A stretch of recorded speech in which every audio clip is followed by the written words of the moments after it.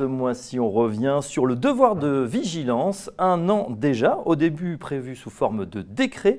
C'est finalement sous la forme d'une loi que ce texte sur le devoir de vigilance a été adopté. Où en est-on aujourd'hui? On fait le point avec vous, Pierre Valentin. Tout d'abord, quelle est l'origine de cette loi? Alors on peut situer l'origine de cette loi il y a à peu près 5 ans, lorsqu'il y a eu ce fameux accident terrible, cette catastrophe au Bangladesh, où un immeuble qui s'appelait le Rana Plaza s'est effondré sur les gens qui y travaillaient, des salariés. Plus de 1000 salariés ont trouvé la mort. Et on s'est aperçu, à l'occasion de ce terrible accident, que beaucoup de multinationales faisaient travailler, sans forcément le savoir d'ailleurs, des salariés au Rana Plaza.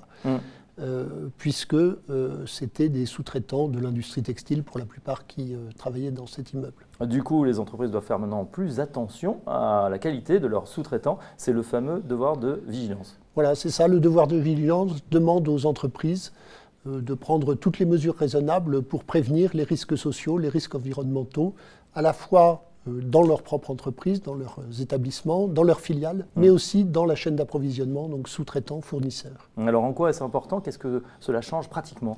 Ça crée une obligation légale, et créer une obligation légale, ça veut dire qu'une action en justice est possible si on n'a pas pris les mesures raisonnables en matière de devoir de vigilance. On peut donc imaginer que les entreprises soient poursuivies du fait de la non-observation de la loi. Cette loi est donc une avancée? C'est une avancée en ce sens que la France est le premier pays à avoir mis en place une telle législation. C'est une loi assez précise, c'est-à-dire qu'elle demande à chaque entreprise d'élaborer un plan de vigilance. Ça veut dire une cartographie des risques, donc il faut faire vraiment la liste de tous les risques, y compris chez ses sous-traitants et chez ses fournisseurs. Et puis il faut aussi faire des mesures.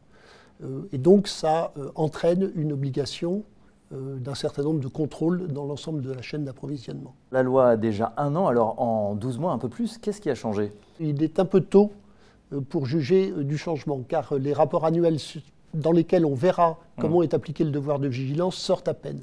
Toutefois, on observe que plus de 50% des entreprises, à peu près 70% des entreprises concernées, ont une politique d'achat responsable. Donc d'ores et déjà, il y a un mouvement vers le devoir de vigilance qui se fait à travers les achats responsables. C'est une loi française ou c'est une loi qui a une vocation plus générale et qui pourrait se répandre à l'international? Alors on aimerait bien qu'elle se répande à l'international, mais comme je l'ai dit, c'est une grande première et c'est la France qui est la première à instaurer cette loi.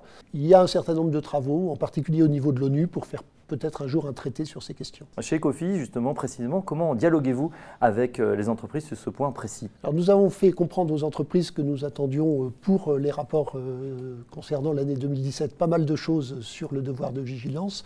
Et puis nous avons insisté sur un certain nombre de points qui nous paraissent essentiels. Combien de contrôles ont été effectués?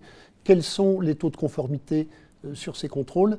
Et puis est-ce qu'il y a eu vraiment un accent mis sur les pays les plus à risque, de façon à ce qu'on ne saupoudre pas tous les contrôles, mais qu'on commence par les prioriser en allant sur les pays les plus risqués.